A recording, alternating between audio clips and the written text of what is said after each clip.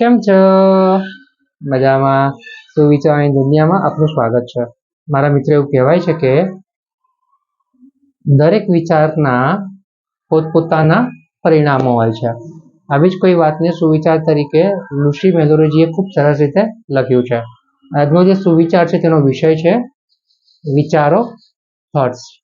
Lucy મેલોરોજીએ લખ્યું છે કે દરેક વિચાર કે જે વ્યક્તિના મનમાં ઉદ્ભવે છે, પછી તે તેને વ્યક્ત કરે કે ના કરે, પરંતુ તે દરેક વિચાર કાં તો તેના જીવનમાં પરિવર્તન લાવે છે, કાં તો તેના જીવનને સુધારે છે. મારા મિત્રો, વાત ખૂબ જ સરળ છે, એટલી જ ઊંડી છે અને એટલી જ મહત્વની છે. અહીંયા વાત વિચારોની છે. વિચારો એટલે એવી વસ્તુ કે જેની પર આપણો કોઈ કંટ્રોલ નથી, આપણું કોઈ નિયંત્રણ નથી. વિચારો આવવા તે સાહજિક વસ્તુ છે, સાહજિક બાબત છે.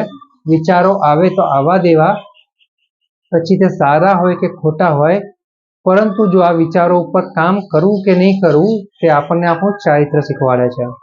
માટે જો આપણે ચારિત્ર ઉપર થોડું ધ્યાન આપીએ, ચારિત્રને થોડું વિકસાવીએ, તો ચોક્કસ જ આપણને ખબર પડે કે જે વિચારો આવી રહ્યા છે એમાંથી કયા વિચારો સારા છે અને કયા વિચારો ખોટા છે. અને તેને જ આપણને ખબર પડે છે કે આપણે કયું કામ કરવું જોઈએ અને કયા વિચારોને બાયપાસ કરવા જોઈએ. વધારેમાં અહીંયા વાત એવી પણ છે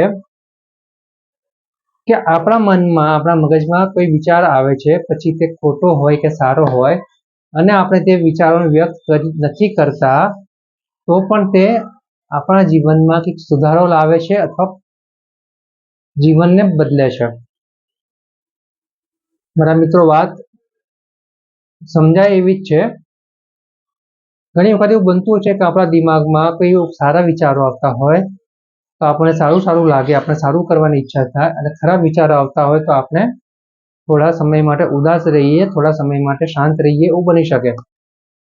પરંતુ જે કંઈ વિચારો આવે છે એ ચાહે આપણે એને વ્યક્ત કરીએ કે ના કરીએ, પણ જો એ વિચારો આપણા મગજમાં રહી ગયા તો એ ચોક્કસ જ આપણા જીવનમાં એવો કંઈક પરિવર્તન લાવશે અથવા એવો કોઈ સુધારો લાવશે જે આપણે વિચાર્યો પણ નહીં હોય. માટે મારા મિત્રો, વિચારો આવવા સાહજિક વસ્તુ છે, સાહજિક બાબત છે, પરંતુ તે વિચારો પર કામ કરવું કે નહીં કરવું તેના માટે આપણે આપણા ચારિત્રને મજબૂત કરવું પડશે, ચારિત્રનું શિક્ષણ લેવું પડશે, ચારિત્રને વધારે વિકસાવવું પડશે. કારણ કે ચારિત્રનું શિક્ષણ જ છે તે આપણને આપણા જે કંઈ વિચારો છે તેની ઉપર કામ કરવા માટે આપણને વિચાર કરતું કરી દેશે, અને વિચાર કરીને જ પછી કામ કરવાનું પ્રેરણા આપશે. બસ મારા મિત્રો, વિચારોનો આ જે ગુણ છે તે આપણા હૃદયમાં ઉતારીને, આપણા મનમાં ઉતારીને આપણે આગળ વધવાનું છે અને દુનિયામાં કંઈક આપણું કન્ટ્રીબ્યુશન, આપણું યોગદાન આપવાનું છે. Thank you.